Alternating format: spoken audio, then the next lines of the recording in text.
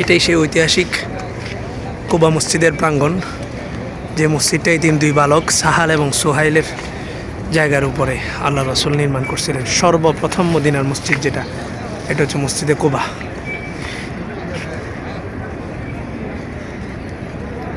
এই মসজিদে কুবায় কেউ যদি 2 রাকাত নামাজ পড়ে, এর ফজিলত হইল আল্লাহ তাআলা তাকে একটা কবুল উমরার সওয়াব দান করেন। আমরা আসছি পুরা কাফেরা।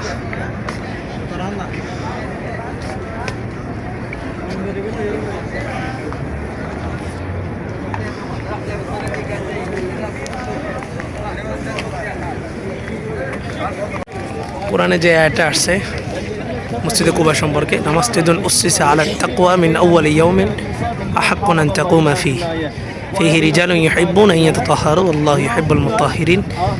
এটা ওই যে যারা পানি এবং ঢিলা ক্রোগ একসাথে করতো তাদের ব্যাপারে এই আয়াতটা নাজিল হয়েছে। অর্থাৎ এই অধিবাসীদের, এখানের অধিবাসী যারা ছিলেন ওনাদের ব্যাপারেও প্রশংসা আসছে এই আয়াতের মধ্যে।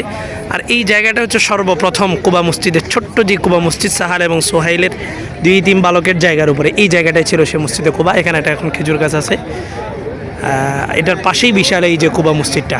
এখানে এখন নামাজ পড়লে 2 রাকাত নামাজের যে ফজিলত ওমরা করার, এই ফজিলত এই মসজিদ সম্পর্কে এখন দেওয়া আছে আর কি। আউয়ালু মাসজিদিন উসসিসা ফিল ইসলামি হিনা হিজরাতুন নবী সাল্লাল্লাহু আলাইহি ওয়াসাল্লাম আল মদিনা।